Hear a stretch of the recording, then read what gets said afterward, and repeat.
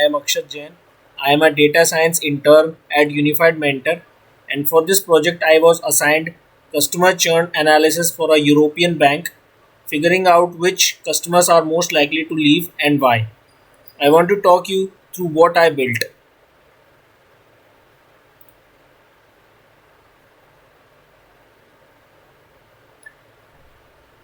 You should be looking at the European Bank Customer Churn Dashboard title and the overall churn summary section.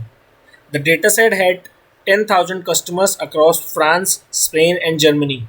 My job was to segment this data, find where churn concentrated, and turn that into something the bank could act on.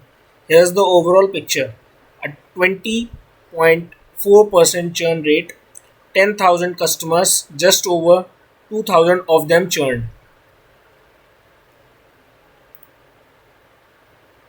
On the left, every one of these filters: geography, gender, age, tenure, balance, credit score is live. If I select just Germany, for example,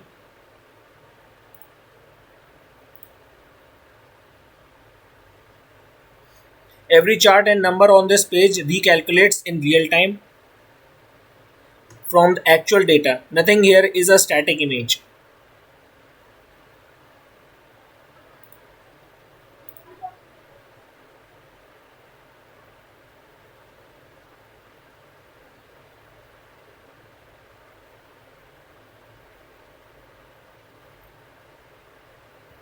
The next section is the drill down. I can pick a geography and see the age band breakdown within just that country. When I select Germany here, you can see the 46 to 60 age band inside Germany specifically stands out even more than the country average alone. Here's age and tenure side by side. The 46 to 60 age band churns at 51%, by far the highest of any age group. That combination, Germany plus that age band, actually reaches 67% churn when you look at the two together, which is the single strongest finding in the whole project.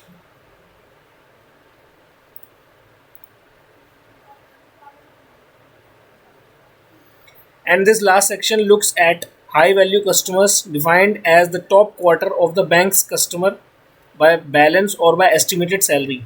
They churn at 22%, a bit above the overall rate, which matters because losing a high value customer carries more weight than losing an average one.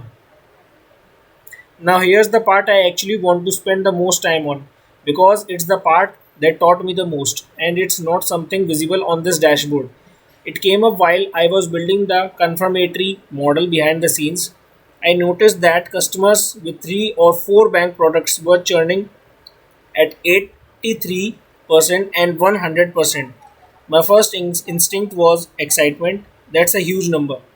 But the more careful was to stop and ask whether that was real or a data problem.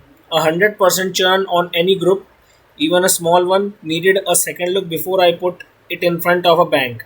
So instead of reporting it as a confirmed driver, I flagged it explicitly in the research paper as needing a data quality and leakage check.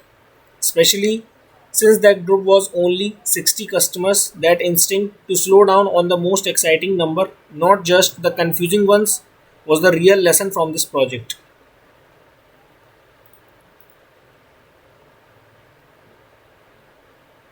One honest limitation I want to call out: this dataset only covers a single year, 2025, with no real date column. So, this is a snapshot, not a trend. I made sure that's stated clearly right here on the dashboard and in the paper so nobody tends to read a trend into data that can't support one. Overall, the technical work, the segmentation, the model was honestly the easier half. The harder half was being careful about what I claimed, rounding numbers properly, not overstating correlation as causation, and being thoughtful about findings like the gender churn gap, where the responsible move was to recommend investigating it fairly, not acting on it directly. Thanks for watching.